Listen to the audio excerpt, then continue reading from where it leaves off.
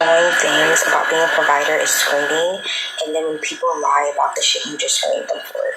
For me, I don't ask for IDs or things like that as part of my screening process.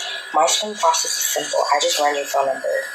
If there's nothing on there that says that you're a cop or anything else, then you're good. If I run your number and it shows that you're using a fake app or a VoIP number, you don't get to come see me. You have to use your real phone number. And the reason why I ask for phone numbers instead of ID is because cops use fake IDs. And the only real way I'm going to know if you're a real person is if someone else has left a comment or left no comments at all. Meaning, cops always use VoIP numbers. And if they don't, there's going to be a review of that number at some point, and they use the same numbers. They don't even bother to go and get a new number for the stings. They use the same fucking number because they're cheap. They have a budget. There you go. There you go. You heard it here first, y'all. Every 304 has a different screening process.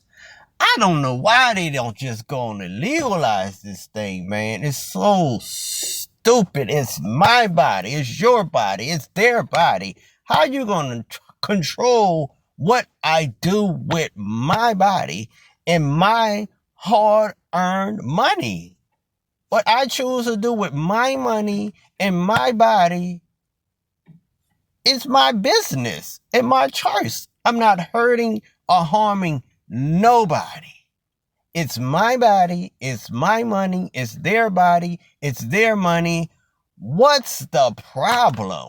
Long as nobody is hurting or harming nobody, y'all please get down in the comments and tell me what's the problem. I understand if someone is being forced. I understand that.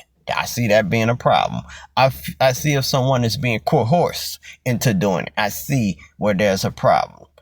Kidnapped into doing it. Well, that's trafficking and all that. I see where there's a problem. Made to do it. I see where there's a problem. But if these people are doing it on their own and happy doing it, not every 304 has a sad story of why they doing it. Some of them really like what they do. Some of them really love what they do.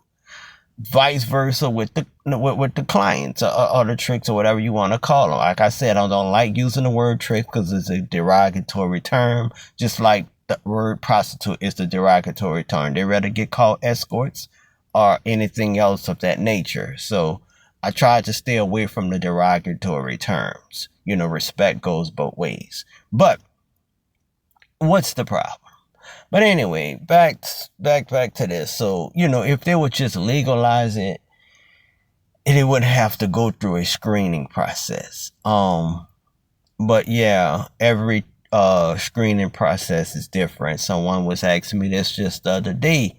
How do you get around? How do you know who's real, who's fake, this and that and the third? How you know if the person on the other end is not trying to rob you? How do you know if the person on the other end is not a cop?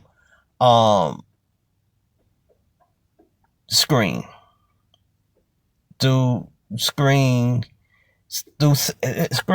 is a safety precaution, not just for the 304, but for the clients as well. Screening before you meet is essential. Screening before you meet is essential. It's very necessary and is very called for. Most guys, I ain't gonna say all, but most guys don't even worry about the screening thing.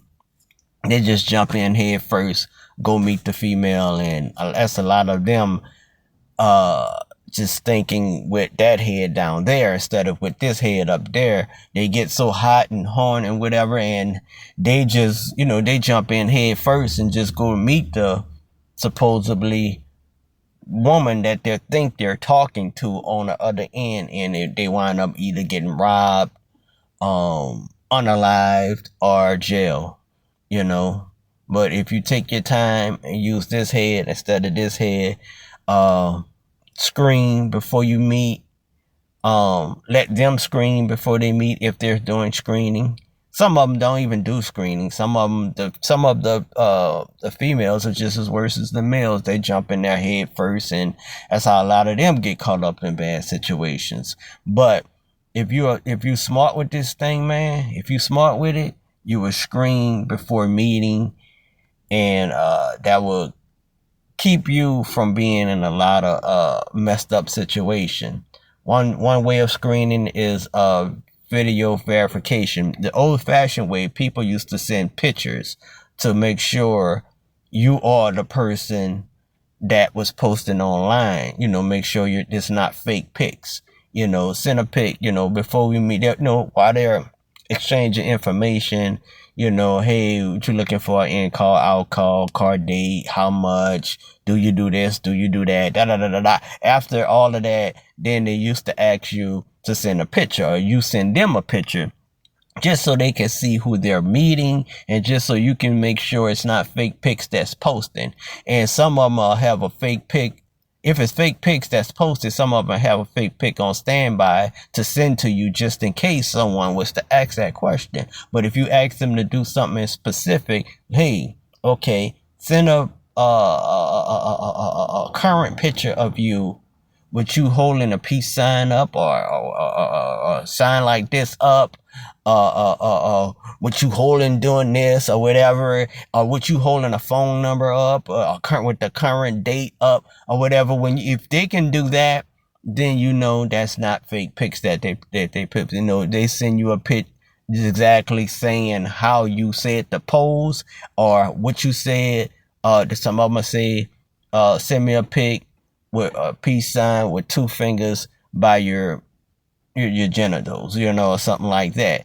Cops are not supposed to. Now, some of them break the rules, but they're not supposed to send vulgar pictures. They're not supposed to do that. And that's another way you can tell if they're a cop on the other end. They don't want to send vulgar pictures. But then sometimes the woman don't want to send vulgar pictures, and she be the real deal Holyfield. So, that's a catch-22 with that. So, that's the old-fashioned way of doing things. Now they got what they call video verification. After you exchange information saying, hey, how much, da da da, in call, out call, woo woo woo. Okay, what's the address? Let's meet. They're going to say, can you video verify? Yes, I can video verify. Do you have FaceTime or do Google Meet? And you tell them which one you have. You might have both. Okay, so you say, hey, I got FaceTime. Yes, I got Google Do Meet, or do Google Meet or whatever. Or you have both. Okay, so they're gonna video chat you from there. It's a short process. You're not gonna sit up here and hold a long conversation video chat, and it's a quick process. They're gonna video chat you, you're gonna video chat them, and you basically can see what you want to see right then and there with that video call if you know how to do a proper video verification. You can tell right away, and they can tell right away if you are a cop. Just by the way you look, at background, everything. And vice versa. You can tell right away if they are a cop. Just by the way they look, just everything. Some of them may ask you why you on video call to pull your pants down and show your private part. Because police officers are not supposed to go that far. So only a real client or a real trick or a real 304 will go that far. The real deal will go that far. Somebody that's posing as a 304 or as a client or whatever, somebody that's doing this thing is not going to go that far. So on video chat, you're going to hold, you're going to try to make it work as best you can. You're going to hold it up. You're going to raise your shirt up and then show your genitals to the person. And once you show your private part to that person, then they'll know that you're the real deal Holyfield. They know that you're not a cop and this and that and the third. Same thing with a woman. Hey, but you might tell her, raise your shirt up and show and she might do that. She might ask her to show her a private down there and but whatever, and all this is just not to really get freaky. This is not to get freaky or nasty or get aroused. This is just a screening process to make sure each other is not a cop, basically. No, some of them do all that during the video chat. Some of them don't. Some of them just say, hey, a little small talk, blah, blah, blah, blah, blah, and get off the video chat. I guess they seen what they want to see. But then some of them make you go through all of that. Don't get mad. Just respect the process, respect the screening session, and do what they ask. If you don't want to do what they ask, fine. Move on. They're going to move on to the next person. You move on to the next person. No big deal. But the screening process is very necessary for safety precautions for you and them. They not only a cop type of situation, they also can tell what type of guy that you are. The 304s can tell what type of guy you are just for that quick video chat. They can look and see if you are a street guy. They don't want to meet a street. They can look and see if you are a street guy. A lot of times they don't want to deal with street guys. They'll let you get you a ghetto 304, and there are ghetto 304s out there. They don't mind meeting street guys. But most of the time they want to see if you're a street guy. They want to see if you're a gangster, a thug type of guy. And if you look like you're not a gangster, thug, street guy, then they thumbs up. Okay, cool. We're going to meet. And after the video chat ends, they're going to say, okay, I'm about to send you your address. All right, boom. Then they're going to hang up the video call. And then they're going to send you the address where they are. And you can go ahead and have fun. Meet them up, meet them and go see them and have fun. It's all this just to get around the danger. And if they would just legalize it, you wouldn't even have to go through all of this. All this just to get around law enforcement. If they would just legalize it, you wouldn't have to go through all this. There's a lot of stuff, bad things that happens in the lifestyle. If they would just legalize it, you wouldn't even have to go through all of these things that I'm naming right now. So for those of you who didn't know about all of this, I hope that this video was educational for you, because like I said, my channel is going to be entertaining, but it's also going to be for educational purposes too, teaching you about the ins and outs of the 304 lifestyle, teaching you the lingo, the language, and everything else about this lifestyle. Annoying things about being a provider is screening, and then when people lie about the shit you just screened them for. For me, I don't ask for IDs or things like that as part of my screening process. My screening process is simple. I just run your phone number. If there's nothing on there that says that you're a cop or anything else, then you're good. If I run your number and it shows that you're using a fake app or a VOIP number, you don't get to come see me. You have to use your real phone number. And the reason why I ask for phone numbers instead of ID is because cops use fake IDs. And the only real way I'm going to know if you're a real person is if someone else has left a comment or left no comments at all. Meaning, cops always use VOIP numbers. And if they don't, there's going to be a review of that number at some point, and they reuse the same numbers. They don't even bother to go and get a new number for the stings. They use the same fucking number because they're cheap. They have a budget. She's talking about how to avoid the cops, but she's not talking about how to avoid the dangers in the lifestyle when it comes to screening. She's so busy worried about jail, which is a valid concern, but she needs to be also thinking about safety as well. That's just as important. But yeah, some girls ask for video. Some girls ask for IDs. If you want to send them, I'm not sending nobody my stuff. Then they got all your information and stuff. You don't know who you send. You could be sending all your real ID to a cop. You don't know. So that's just idiotic to me for a guy just to send his stuff to a doggone person that he don't know. He's sending his real information to people that to a woman that he don't even know. I think that's just crazy. To supposedly woman that he don't even know. This can be a gangster, a robber, a thug, a street person, a cop that you sending your real ID to. Some of them may say, well, just show your name. You don't have to, you can cover all your personal information up.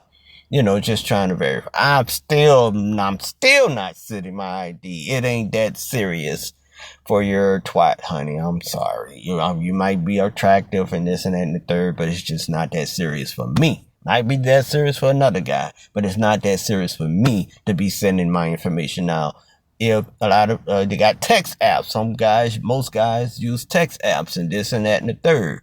A lot of people use text apps, but she talking about cops use text apps, and that's true, they do, but most guys use text apps too. Most guys ain't using their real number for the simple fact they ain't trying to get you to Google their real number, and you getting more than you bargained for. You getting their jail information if they ever been arrested and all kinds of stuff if you Google their number, and then they don't want all that. Now you judging me. I'm not judging you, judging me maybe on my past criminal history that don't have nothing to do with nothing, or whatever it may comes up if you Google my number, my number. I'm not judging you for your lifestyle. Please don't judge me for whatever past mistakes I ever made. And most of them, they do. They see something, they're gonna judge you off of that, and most likely they're not gonna meet. So, but most of them don't even Google no real number. They don't. Most of them are so quick to try to get this dollar, they not going through all of that. I'm telling you, they're gonna do a quick video chat, and they're not doing all that she said. She's the rare few that go through all of that nonsense. But yeah, I don't want to make this video too long. I would do another video on safety precautions and video verification and screening processes on another day.